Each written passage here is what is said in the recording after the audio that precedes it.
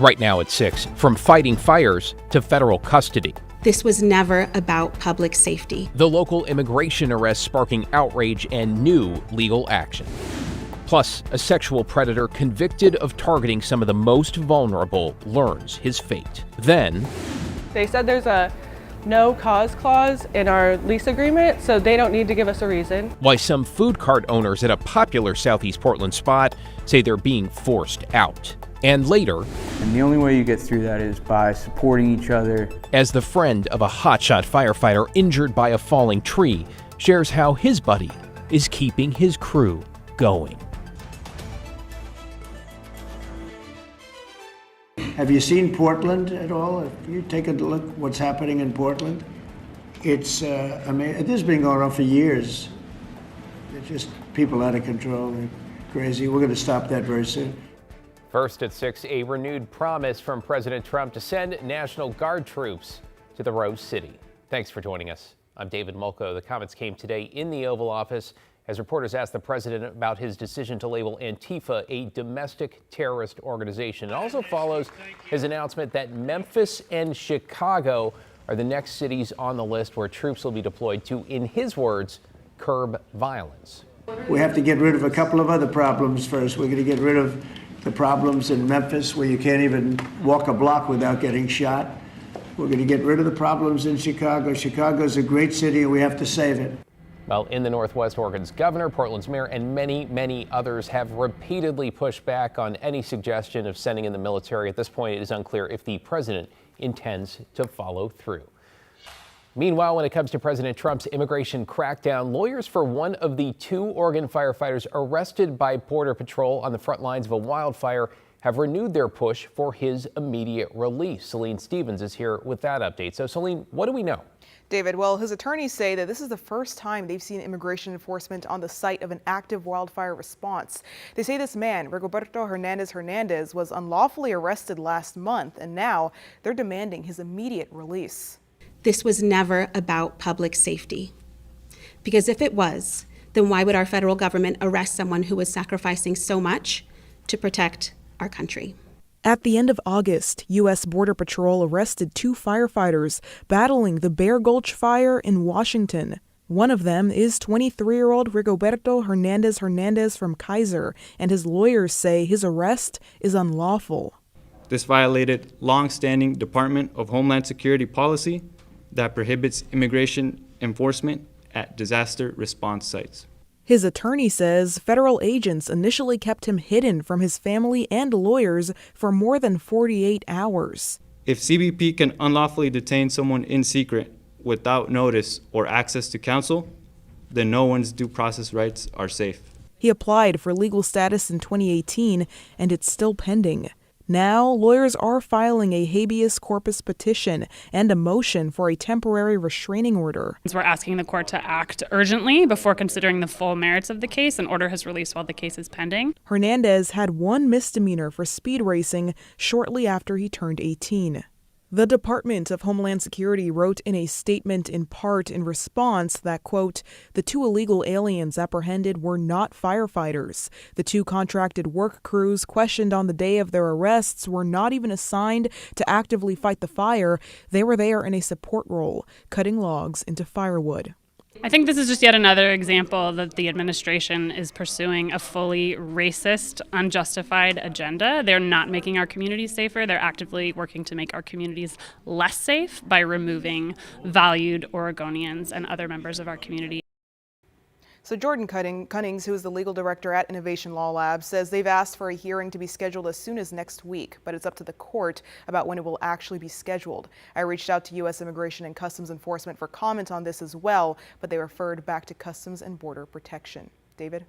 Thanks, Celine. Appreciate your reporting as always there. Well, also top of mind locally, the cases of 2 men detained by ICE earlier this week in North Portland. We have doorbell cam video that appears to show ICE agents on Monday, moments before they took Felipe Aguilar Gama into custody. We spoke to his daughter, who says Gama has lived in the U.S. for decades, works in construction, and is in the process of becoming a citizen.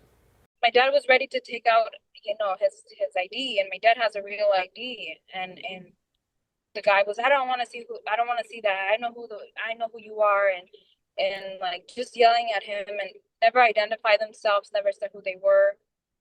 Basically kidnapped him and just took him.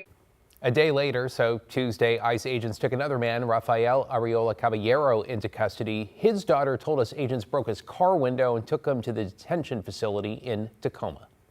They were covering their faces, never told my dad who they were. They were just asking him to get out of the car, to get out, that if he didn't get out, they were going to pop his window. They popped his window and the car is destroyed from that incident. Well, we reached out to ICE a couple days ago for comment on both these cases. As of right now, we have yet to hear back. Now to an update on a troubling case we first told you about last year, with a man convicted of raping 3 women who are also homeless. Learning today he'll spend the next several decades in jail. Devin Haskins was in court for that sentencing and is live downtown with the details. Devin? Yeah, David, Zachary Andrews was arrested last year after those 3 women accused him of sexually assaulting them, as you said, in their tent. Earlier this year, he was convicted on 16 counts, including rape, strangulation, and assault. Today, prosecutors asking the judge for a lengthy sentence. You're deserving of a sentence that keeps you in custody for long enough that you're simply stripped of any opportunity to reoffend. 50 years. That's how long convicted rapist Zachary Andrews will now spend in jail. He preyed upon helplessness habitually for his own sexual gratification.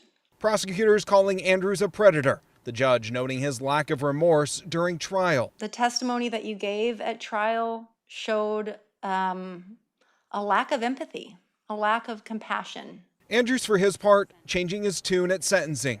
Originally, for some reason, I felt that I wasn't guilty of the crime, but the more I thought about it, the more I realized that I'm very much wrong. In January, Andrews was found guilty on 16 counts, including rape, sexual assault, kidnapping, and sodomy. The assaults happened in 2021 and 2022 when Andrews sexually assaulted 3 homeless women in their tents. At the time, Andrews was also homeless. Prosecutors said today there were at least 7 victims that they know of. For as many rapes and sexual assaults that take place in this country, the prosecutions are minimal. So it's a good day for those that want to come forward. Michelle Bart is the executive director of NWCAVE, the National Women's Coalition Against Violence. We have to let the victims speak out. We need to see them, we need to hear them, and we need to protect them. A 2023 report from Rosehaven said more than 90% of homeless women have experienced severe physical or sexual abuse. Those are just reported cases. That doesn't include all the folks that don't come forward for many numerous reasons. The DA's office and Bart both saying today's sentencing of Zachary Andrews will hopefully empower more victims to come forward to be heard. I hope this is a positive example for people who find themselves in that place, that there are people who will listen and will do something about what's happening to them. The sentencing closes one chapter for the victims, but advocates for sexual assault victims say the healing is far from over. David? Devin Haskins downtown tonight. Thanks, Devin. If you or anyone you know are a sexual assault survivor, know that you're not alone. Help is available anytime by calling the National Sexual Assault Hotline. That's the number on your screen, 656-4673. Again, 800-656-HOPE. In your headlines now, authorities in central Washington are revealing new details about what they believe to be the remains of Travis Decker. He is the father who's been wanted for months, accused of killing his 3 young daughters. At a news conference a short time ago, the Chelan County Sheriff says they found a shirt, shorts, bracelet, and chewing tobacco yesterday, all connected to Decker. Today, he says, they found multiple bones. This was in a remote wooded area south of Leavenworth. The State Patrol Crime Lab is now trying to confirm that DNA evidence. The 4 soldiers on board an Army Black Hawk that crashed near Olympia are now presumed to have died, with the military adding recovery efforts are now underway. The chopper went down Wednesday night in a wooded area. People living nearby say they heard 2 loud explosions and then smelled smoke. The cause of that crash remains under investigation. In East County, the Reynolds School District is negotiating with teachers over furlough days. The union recently rejected a deal that would have meant 10 furlough days, cutting teachers' pay by about 5%. Last spring, the district slashed its budget by 20%. That's about $25 million. More than 100 teachers lost their jobs, and officials say they are still facing a $5+ million deficit. Union leaders argued the district has not been transparent, pointing to recent raises for 2 administrators. In order to move forward, there's going to have to be a lot more transparency on how they get to a $5.5 million deficit, where they get those numbers. Fuller says the district warned if teachers don't agree to furloughs, it'll have to cut dozens more jobs. The district did not respond to our request for comment. And a heads up for anyone headed to or from the southern Oregon coast, with a stretch of Highway 101 closed starting tonight. This is just south of Bandon, and there are no local detours around the work zone. ODOT says crews are replacing a damaged culvert at Bearhead Mountain. The highway will close at 9 this evening, and right now is set to reopen late Sunday night. Matt? Thanks, David. And by late Sunday night, we'll have a clear sky yet again. We'll have a clear sky tomorrow, too, and we certainly have it right now. It's just beautiful outside. 82. That's our highest temperature of the day, and that's a full 6 degrees above average for this time of the year. Air quality has also improved pretty much all of Oregon in the good category. A couple spots here and there in the moderate category. Still some wildfire smoke from the fire up in Washington's Olympic Peninsula coming into Oregon, but not in the Willamette Valley, unlike yesterday when it was very hazy. In fact, look at our smoke forecast. Watch what happens here. It just all gets shoved way east as we get a cold front coming on shore Sunday morning. That'll push the winds out of the south and southwest and should do a lot to dampen down the Bear Gulch fire here up in the Olympic Peninsula, which is the source of the smoke that we've been seeing. Tomorrow, though, a beautiful day, 54 in the morning. Some places in the valleys will drop into the 40s. We make it up to 80 tomorrow afternoon on the final Saturday of summer, right? Fall begins on Monday at 11:19 in the morning. We will transition in change seasons as the sun will be directly over the equator at that time as it continues its journey south to the Tropic of Capricorn on the beginning of winter here in the Northern Hemisphere. But tomorrow, sunny and very summer-like, still summer, get up to about 80. Sunday morning showers, yes, and we'll show you how much rain will fall then, but a fine first day of fall is on the way, David. Hey, that's good news. Thanks, Matt. Chris is doing well. He's, all things considered, he's facing a long road to recovery.